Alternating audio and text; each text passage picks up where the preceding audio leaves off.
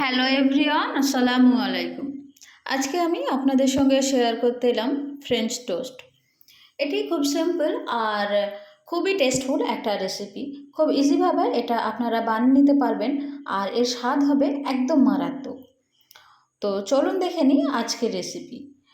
প্রথমে আমি এখানে নিয়ে নিচ্ছি 3টে স্লাইস ব্রেড।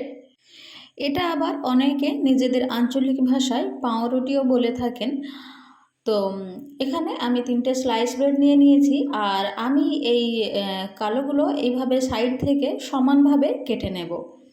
দেখা পাচ্ছেন আমি একটা ছুরির সাহায্যে এইভাবে ভালোভাবে একদম কেটে নিচ্ছি। আপনারাও এইভাবেই কেটে নেবেন। 3টে একসঙ্গে রেখে কাটবেন, তাহলে এর সাইজটা একদম ঠিকঠাকভাবে আসবে। বাড়িতে যদি মেহমান আসে তাহলে এই রেসিপিটা একদম চোখ বন্ধ করে দিতে পারবেন বা বাচ্চাদেরকেও এটা সার্ভ করতে পারবেন। খুবই হেলদি একটা রেসিপি। তো এখন আমি নিয়ে নিচ্ছি একটা পাত্র আর সেটার মধ্যে আমি একটা ডিম নিয়ে নেব। এটার জন্য ডিমটা অবশ্যই প্রয়োজন।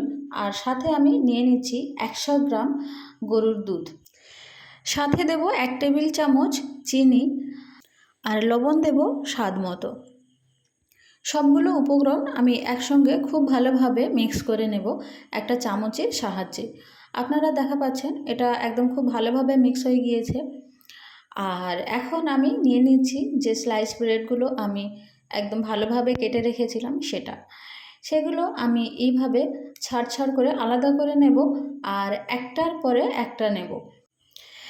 এখন ব্রেডের উপরে আমি যে ডিম দুধের মিশ্রণটা তৈরি করে রেখেছিলাম সেইটা এইভাবেই দিয়ে দেব। আমার মতো এইভাবেই আপনারা স্প্রেড করে দেবেন উপর থেকে। দিয়ে তার উপরে আমি আরও একটা ব্রেড নিয়ে নিচ্ছি, নিয়ে সেমভাবেই যে মিশ্রণটা আমি দিচ্ছি ওইটা আরও এইভাবে আমি ভালোভাবে একদম এর উপরেই ঢেলে দেব। আর এইভাবে একটা একটা করে আমি নিচ্ছি, দেখা পাচ্ছেন। তাহলে ভিতর থেকে খুব সুন্দরভাবে পোরটা আসবে আর খেতে খুব ভালো হবে।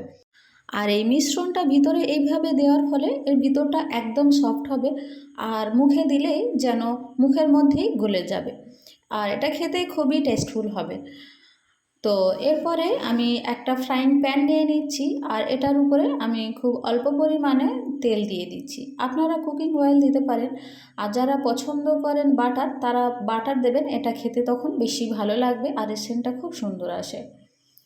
তো এর উপরে আমি ওই ব্রেডগুলো দিয়ে দিলাম একসঙ্গে, যে 3টে দিয়েছিলাম, দিয়ে যেটা তৈরি করেছি এটার উপরেই আমি দিয়ে দিচ্ছি তেলটা গরম হলে।